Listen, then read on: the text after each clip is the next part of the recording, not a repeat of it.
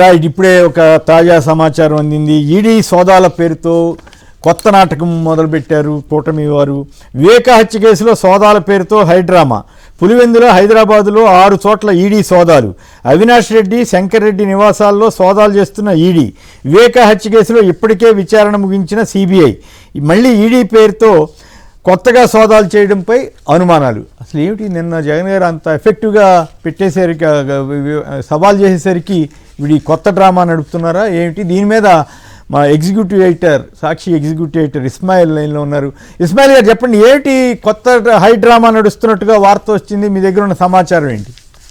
ఈ రోజు ఉదయం నుంచి అటు పులివెందుల్లో, హైదరాబాద్ లో ముఖ్యంగా ఎంపీ అవినాష్ రెడ్డి, అదేవిధంగా శంకర్ రెడ్డి నివాసాలకు సంబంధించి సోదాలు అనేటువంటివి, ఈడీ సోదాలు చేస్తున్నటువంటిది ఒక కొత్త విషయం బయటకు వచ్చింది. ముఖ్యంగా ఈడీకి సంబంధించినటువంటి హైదరాబాద్ సెంటర్ కి సంబంధించినటువంటి టీమ్స్ అక్కడికి రీచ్ అయ్యాయి. ఆ తర్వాత మేము ఈడీ నుంచి వచ్చాము, మేము వివేక హత్య కేసుకు సంబంధించి విచారణ చేస్తున్నాం అనేటువంటిది మాత్రం వాళ్ళు చెప్పారు. ఆ తర్వాత వాళ్ళు విచారణ స్టార్ట్ చేశారు, సోదాలు చేస్తున్నామని చెప్తున్నారు. బట్ డిఫరెంట్ గా ఇప్పటి వరకు మనం చూసుకుంటే 2019 నుంచి 7 సంవత్సరాల పాటు సిబిఐ రకరకాలుగా ఈ కేసును విచారించింది. ఆ తర్వాత విచారణ అవసరం లేదు అని ఇటీవలే హైయెస్ట్ గా సుప్రీంకోర్టు కూడా చెప్పినటువంటి పరిస్థితి.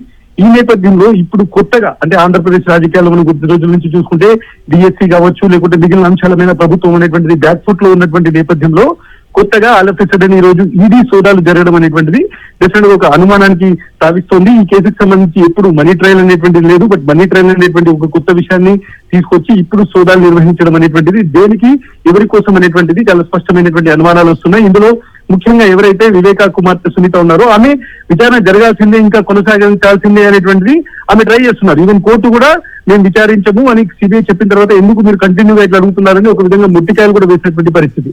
బట్ ఇప్పుడు ఈడీ ఎంటర్ అవ్వడం అనేటువంటిది డెఫినెట్ గా పొలిటికల్ సినారియోను బట్టి ఇప్పుడు ఆంధ్రప్రదేశ్ లో ప్రభుత్వం ఏదైతే ఉందో కూటమి సర్కార్, అది బ్యాక్ ఫుట్ లో ఉన్నటువంటి నేపథ్యంలో ఒక కొత్త డ్రామా అనేటువంటిది డెఫినెట్ గా ఇప్పుడు కనిపిస్తుంది సార్. ఓకే, నిజంగానే ఆశ్చర్యం కలుగుతా ఉంది. దయచేసి లైన్లో ఉండండి, ఇక్కడ మా మిత్రులు మాట్లాడతారు. ఇంద్రనీల్ గారు, మీకేమనిపించింది? ఏంటి సడన్ గా ఈ ట్విస్ట్ ఏమిటి? సార్, ఇది కంప్లీట్లీ రాజకీయ కోణంలోనే చూడాలి. ఎందుకు అంటే ఈ ఇన్సిడెంట్ జరిగి 7 ఇయర్స్ జరిగింది. 7 ఇయర్స్ అయిపోయింది ఇప్పటికి.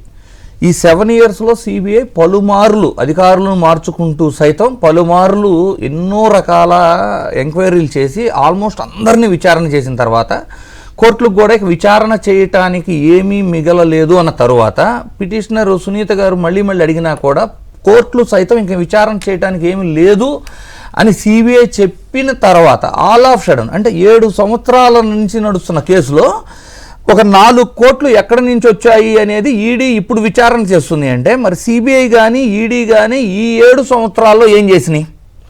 సో ఈ 7 సంవత్సరాల్లో, అంటే ఈ 7 సంవత్సరాల వ్యవధిలో వీళ్ళు ఈ చిన్న విషయాన్ని 4 కోట్లు ఒకవేళ ఎవరి చేతుల మీద ట్రాన్స్ఫర్ అయినాయి అనే దాన్ని ఇప్పుడు స్టార్ట్ చేస్తున్నారు అంటే వాళ్ళ యొక్క బాధ్యతని వాళ్ళు 7 సంవత్సరాలు సక్రమంగా నిర్వర్తించలేదా? సో ఇది చాలా క్లియర్గా ప్రజలకు అర్థమయ్యేది ఏంటి అంటే డిఎస్సిలో జరిగిన అవకతవకల మీద వైఎస్ఆర్సీపీ అలుపెరగని పోరాటం చేస్తూ దాన్ని డైవర్షన్ పాలిటిక్స్ చేయడానికి వాళ్ళు ఏం చేశారు, గ్రూప్ 1 ఎగ్జామ్ కూడా ఇలాగే జరిగింది అని కౌంటర్గా తీసుకురావాలని చూశారు. ఆ కౌంటర్గా తీసుకురావాలని చూస్తే నిన్న జగన్మోహన్ రెడ్డి గారు పెట్టిన ప్రెస్ మీట్ ద్వారా అందరికీ చాలా క్లియర్గా అర్థమైపోయే విధంగా గ్రూప్ 1లో ఏమీ జరగలేదు, కేవలం డిఎస్సిలోనే అవతవకలు జరిగినాయి అనేది అర్థమయ్యేలాగా చెప్పగలిగారు. సో దీన్ని డైవర్ట్ చేయడానికి ఆల్ ఆఫ్ సడన్ ఈడీ కేసులా కనబడిపోతుంది. ఇది సామాన్య ప్రజలకు సైతం జరుగుతున్న పరిణామాలు అర్థమవుతాయి. దీనికి ఇంకొక యాడ్ అనేంటి, గతంలో ఎప్పుడన్నా జగన్మోహన్ రెడ్డి గారు రాష్ట్ర ప్రయోజనాల కోసం వెళ్ళి ఆ పోలవరం డిపిఆర్ అప్డేట్ గురించి కానివ్వండి, బకాయిలు కానివ్వండి, షెడ్యూల్ 9-10 కానివ్వండి, లేదు ప్రత్యేక హోదా అవ్వచ్చు, స్టీల్ ప్లాంట్ ప్రైవేటీకరణ ఆపడం అవ్వచ్చు, ఏ దాని గురించి వెళ్ళినా ఏమనేవాళ్ళు, కేసుల గురించి మాట్లాడుకోవడానికి వెళ్ళారు అనేవారు. మరి చంద్రబాబు గారు అమిత్ షాని కలవగానే రామోజీరావు గారి మార్గదర్శి కేసేమో దానికి లింక్ పెట్టమా, సరే తీసండి. ఈరోజు ఆల్ ఆఫ్ సడన్ ఈడీ వెళ్ళటం కానివ్వండి, రాజకీయంగా ప్రజలు అర్థం చేసుకోవాలి సార్ ఏం జరుగుతుందనేది. సార్ ఓకే, కానీ ఇప్పుడు అసలు హత్య కేసు ఏమిటి, ఇంతకాలం అసలు ఈ యాంగిలే లేదు కదా, సడన్గా ఈడీ రావటం అనేది. సార్ ఓకే రాజు, నిన్న జగన్మోహన్ రెడ్డి గారు ప్రెస్ మీట్ మాట్లాడుతూ ఆయన సిబిఐని రమ్మని అడిగితే చంద్రబాబు నాయుడు గారు ఈడీని పంపించారు కేంద్రంతో మాట్లాడి. నాకు అర్థం కాని విషయం ఏంటంటే జనరల్గా అది ఒక మర్డర్ కేసులు అనేటువంటి సిబిఐ చూస్తే తప్ప ఈడీ మర్డర్ కేసులోకి రావడం అనేటువంటిది నేనైతే ఎప్పుడు చూడలేదు. అందులో క్లియర్గా ఏం చెప్తున్నారు, money laundering arises from the murder case అంటున్నారు. అంటే ఇంతకాలం సిబిఐ ఇంత దర్యాప్తు చేసి 7 ఏళ్ల కాలం పాటు ఉంటే సిట్లు వేశారు, కోర్టులకు వెళ్ళారు, సిబిఐలు, ఛార్జ్ షీట్లు ఇన్ని జరిగిన తర్వాత ఎక్కడా కూడా మనీ లాండరింగ్ జరిగింది అన్నటువంటి మాట ఎప్పుడు ప్రస్తావనకు రాని సందర్భంలో ఈ రోజు ఈడీ కొత్తగా వచ్చి సోదాలు చేయడం అంటే ఇది రాజకీయ కక్షతో అవినాష్ గారి మీద ఇబ్బంది పెట్టాలి, జగన్మోహన్ రెడ్డి గారిని ఇబ్బంది పెట్టాలి అనేటువంటి లక్ష్యంగా చేసుకుని జరుగుతున్నటువంటి రాజకీయ ఈడీ సోదాలు చెప్తే ఇంకొకటి కాదు. ఇక్కడ నేను ఒకటే అడుగుతున్నా, సునీతమ్మ గారు మొదట ఏం మాట్లాడారు, తర్వాత ఏం మాట్లాడారు? కనీసం కోర్టులే జనరల్గా ఎవరన్నా అంటే మా తండ్రి చనిపోతే కూతురు ఏం భావించాలి? నా తండ్రి చంపేశారు, త్వరితగతిన విచారణ చేయండి, దోషులను పట్టుకోండి, కఠినంగా శిక్షించండి, ఇవి కూతురు అడగాల్సినటువంటి మాటలు. కానీ ఇక్కడ కూతురు ఏం అడుగుతారు? విచారణ చేయండి, చేస్తూ ఉండండి, చేస్తూనే ఉండండి, అంతే తప్ప విషయం మాత్రం తేలకూడదు. ఎందుకు తేలకూడదు? జగన్మోహన్ రెడ్డి గారి మీద బుర్ర జల్లుతూనే ఉండాలి. నిజంగా సిబిఐ చేసిన తర్వాత, విచారణ చేసిన తర్వాత కోర్టులు ఇంకా దీని మీద అవసరం లేదు సిబిఐ అని చెప్పిన తర్వాత తీర్పిస్తే ఇక్కడ క్లియర్ గా అవినాష్ రెడ్డి గారు అనే వ్యక్తి క్లీన్ చిట్ తో ఈ యొక్క కేసు నుంచి బయటకు వస్తారు, అందులో డౌట్ అయితే లేదు.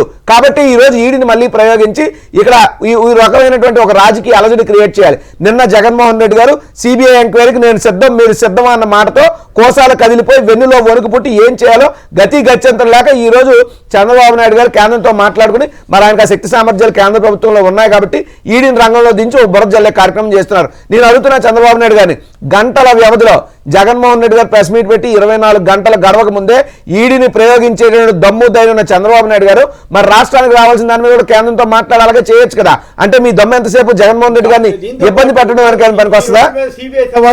పనిలో పని అది కూడా వేయాలి కదా. నేను అదే అడుగుతున్నా, సిబిఐ ఎంక్వైరీ చేసే దమ్ము లేనటువంటి పరిస్థితుల్లో ఈడీని మాత్రం ప్రయోగిస్తున్నారు. ఇక్కడ నేను ఒకటే చెప్తున్నాను సార్, గతంలో మోడీ గారి దగ్గర నుండి, అమిత్ షా గారి దగ్గర నుండి బీజేపీ నాయకులు అనేక మంది మాట్లాడారు. చంద్రబాబు నాయుడు గారు వారితో 2014 నుంచి ఆ మధ్య 17-18 వరకు ఆయన పొత్తులో ఉండి తర్వాత బయటకు వచ్చి చంద్రబాబు గారు నరేంద్ర మోడీ గారిని అనేక సందర్భాల్లో తిట్టిన తర్వాత బీజేపీ వారు బయటకు వచ్చి మాట్లాడారు. ఈ మహానుభావుడు, ఈ పెద్ద మనిషి పైన ఏమడుగుతారట, మాట్లాడితే జగన్మోహన్ రెడ్డి గారిని అరెస్ట్ చేయండి, జగన్మోహన్ రెడ్డి గారిని కేసుల్లో పెట్టండి, జగన్మోహన్ రెడ్డి గారిని ఇబ్బంది పెట్టండి అని అడుగుతాడు తప్ప ఏనాడు నా రాష్ట్రానికి మంచి అయిందని అడగడు.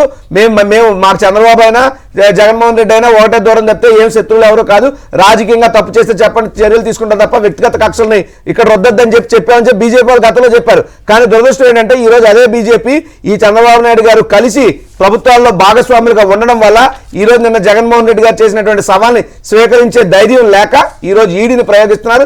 ఈడీ కూడా ఎన్ని సోదాలు చేసినా కొండంత వెలకను పట్టినట్టు అవుతుంది తప్ప ఈ కేసులో అవినాష్ రెడ్డి గారిని ఇరికించాలని ఎంతో ప్రయత్నం చేస్తున్నారు. అది మాత్రం జరగదు. ఖచ్చితంగా ఎప్పటికైనా న్యాయమే గెలుస్తుంది. రైట్. శ్రీనివాస్ గారు కడప నుంచి, శ్రీనివాస్ సాక్షి ప్రతినిధి లైన్లో ఉన్నారు, అక్కడ ఏం జరుగుతుందో వివరిస్తారు. శ్రీనివాస్ చెప్పండి, అక్కడ ఏం జరుగుతుంది, ఏమిటి అసలు ఈడీ గొడవ ఏంది, ఈ మధ్యలో సడన్ గా ఇది ఎందుకు వచ్చింది? ఈ రోజు ఉదయాన్నే ఈడీ అధికారులు అందరూ కూడా అవినాష్ రెడ్డి, ఎంపీ వైఎస్ అవినాష్ రెడ్డి ఇంటి దగ్గరకు చేరుకున్నారు. అంతేకాకుండా ఏదైతే ఆ కేసులో ఉన్నటువంటి సిబిఐ కేసులో ఉన్నటువంటి వాళ్ళ ఇళ్ల దగ్గర అందరి దగ్గర కూడా వెళ్ళినట్టుగా మనకి సమాచారం ఉంది. దేవరెడ్డి శివశంకర్ రెడ్డి ఇంటి దగ్గర కూడా ఈడీ అధికారులు వెళ్ళారని తెలుస్తుంది. ఇంకా ఇతర ఎవరైతే వివేకానంద రెడ్డి మర్డర్ కేసులో ఉన్నారో వీళ్ళందరూ ఇళ్ల దగ్గర కూడా వెళ్ళారు అనేది మనకు సమాచారం అందుతుంది. పూర్తిసారి ఇప్పుడైతే వైఎస్ అవినాష్ రెడ్డి ఇంట్లోకి వెళ్ళి సోదాలు నిర్వహిస్తున్నటువంటి పరిస్థితి అయితే స్పష్టంగా కనిపిస్తుంది. అంటే కోఆపరేట్ చేస్తున్నారు, ఏదైతే దీనికి సంబంధించినటువంటి వాళ్ళు ఏమైనా సోదాలు చేసుకుని విచారణ చేసుకుని అని చెప్పేసి వైఎస్ అవినాష్ రెడ్డి గారు పూర్తి స్థాయిలో కోఆపరేట్ చేస్తున్నట్టు నేపథ్యము మొత్తం మీద అయితే ఇంట్లో ఇప్పుడు సోదాలు చేస్తున్నారో ఏకకాలంలోనే పులివెందుల్లో ఉన్నటువంటి ఎవరైతే కేసుకు సంబంధించి కొంతమంది ఉన్నారో వాళ్ళ ఇళ్లలో కూడా సోదాలు చేస్తున్నారు అనేదైతే సమాచారం ఉంది. మొత్తం మీద ఈ దీనికి అంటే అసలు ఇదే కేసులో వీళ్ళు విచారణ సోదాలు చేస్తున్నారా ఈడీ అధికారులు, లేకపోతే ఇంకేదైనా వేరే కేసు అనేది కూడా క్లారిటీ లేనట్టు తెలిసి ఏమి సమాచారం అయితే వాళ్ళు బయటకు చెప్పకుండా వచ్చి ఈ రోజు ఉదయాన్నే అంటే వివిధ మీడియాల్లో అయితే link to Viveka murder case అనేది వస్తుందని విన్నాము. బట్ అఫీషియల్ గా వాళ్ళు ఇంతవరకు ఏం చెప్పలేదు కానీ బట్ చాలా వాటిల్లో అట్లాగే వస్తున్నట్టుంది కదా రాజు. మీరు నేషనల్ మీడియాలో కూడా అట్లాగే వచ్చిందట. అవును, పూర్తి స్థాయిలో. ఎందుకంటే సోదాలు చేస్తున్నది కూడా వివేకానంద రెడ్డి మర్డర్ కేసులో ఉన్నటువంటి వాళ్ళు, దానికి సంబంధించిన వాళ్ళ ఇళ్లలోనే సోదాలు చేస్తున్నారు కాబట్టి దీన్ని అదే విధంగా భావించవచ్చు. అయితే అధికారులు అయితే ఇంతవరకు క్లారిటీ అయితే ఇవ్వలేదు. మొత్తం మీద సోదాలు అయితే జరుగుతున్నాయి అన్ని చోట్ల కూడా. పులివెందులకు సంబంధించి దాదాపు 4-5 చోట్ల 4-5 అంటే వివేకానంద రెడ్డి మర్డర్ కేసులు ఎవరైతే ఉన్నారో వాళ్ళందరూ ఇళ్లలో కూడా సోదాలు జరుగుతున్నాయి అనేది స్పష్టంగా ఉంది. వైఎస్ అవినాష్ రెడ్డి ఇంట్లో మాత్రం సోదాలు నిర్వహిస్తున్నారు. అక్కడ పూర్తి స్థాయిలో కోఆపరేట్ అవినాష్ రెడ్డి గారు ఇంట్లోనే ఉన్నారా? వారి వారి నుంచి ఏమన్నా రెస్పాన్స్ వచ్చిందా? శ్రీనివాస్, హలో, రైట్, కట్ అయినట్టుంది. ఇక్కడ ఇంకొకటి చూడండి సార్, ఇప్పుడు డిఎస్సి మీద వచ్చిన క్లారిటీతో డైవర్షన్ పాలిటిక్స్ లాగా ఇది చాలా క్లియర్ కనపడుతుంది. ఇప్పుడు ఎంటైర్ మీడియా అంటే టీడీపీకి అనుకూలమైన మీడియా పేపర్లో రాబోయే రోజుల్లో అసలు డిఎస్సి సబ్జెక్ట్ కానీ అసెంబ్లీలో ఏం జరిగిందని కానీ జగన్ గారు ఇచ్చిన సవాల్ కానీ ఏపీ గ్రూప్ 1 ఎగ్జామ్ మీద ఇచ్చిన క్లారిటీ కానీ ఏముండవు. ఎంతసేపు ఈ వివరాలు వీటితోనే నింపేస్తారనమాట.